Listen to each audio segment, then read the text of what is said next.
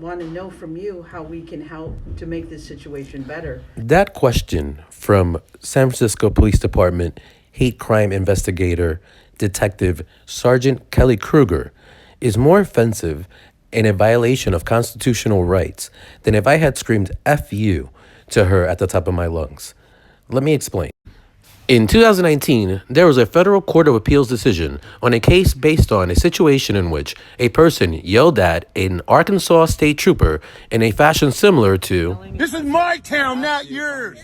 The Arkansas state trooper, who was in the process of writing a citation to someone else, stopped that process and pursued and arrested the person who yelled something similar to, "This is my town, not yours." That arrest was deemed unconstitutional by the Federal Court of Appeals as a violation of a person's First and Fourth Amendment constitutional rights, as "This is my town, not yours." was not what was on trial. However, FU was, and that was deemed to be protected free speech that should be free from government retaliation. And therefore, the officer had no probable cause to violate the person's Fourth Amendment rights to be free from unreasonable seizure. In other words, not only was the arrest deemed illegal and a violation of constitutional rights, so was the initial pursuit and investigation, as it lacked probable cause.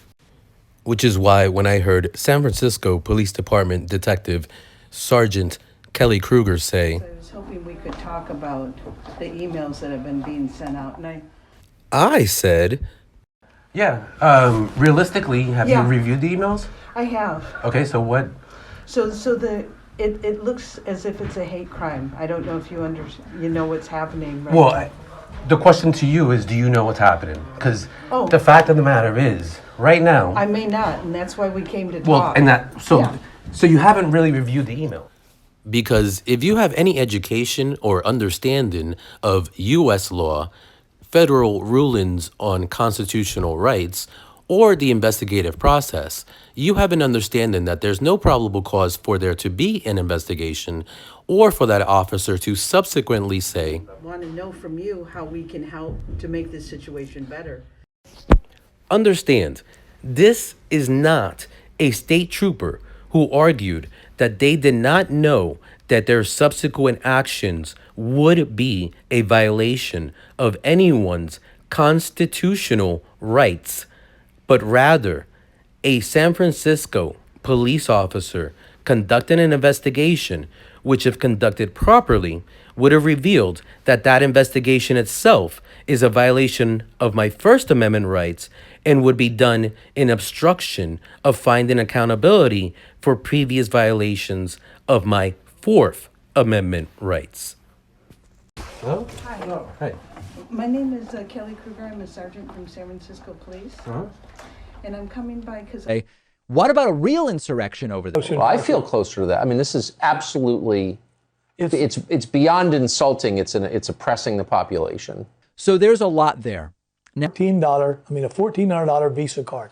If they can Why go don't we out have and a real insurrection at some point? Like, why would we put up with this? Well, in my opinion, you're closer than you've ever been in our country.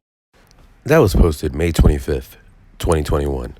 About 13 hours previously, I wrote, here's one of the first things anyone who studies advertising or marketing in the United States is taught. Asking a question is not a call to action.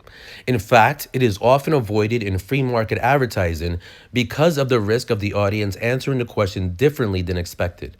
Got Milk? That campaign was an exception to the rule because of the type of product and its relationship to the audience before and after, and regardless of that advertising campaign. And it tapped into a truth. What about a true insurrection?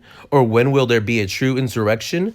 That would only be a call to violence to those who have a similar relationship to violence as many have to milk. The fact is, Trump did not incite violence by the rules of free speech. It is only by censored speech. By assuming the answer an audience member will have, is it possible to interpret the asking of a question as a statement? It is dangerous because factually anyone with common knowledge and understanding of American free speech is on the right side. If and when they call out people on the left for at minimum changing the narrative as to what speech is considered free speech in this country. I want to believe David Pakman is a staunch free speech advocate, but if so, he's a delusional one, except about the fact that many people seem to also be delusional about other things, and that may have him so scared he's losing his mind. Really wacky part, this real insurrection that Tucker Carlson wants. This is very dangerous.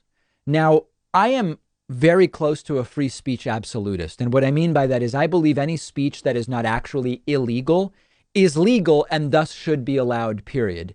Is that legal? That's a call for violence. It's a real call for violence. It's a clear call for violence. It's not subtle. It's not using coded language. This type of thing is the actually illiberal, anti-democratic, authoritarian threat that we've been talking about. What? Immigrants get $1,400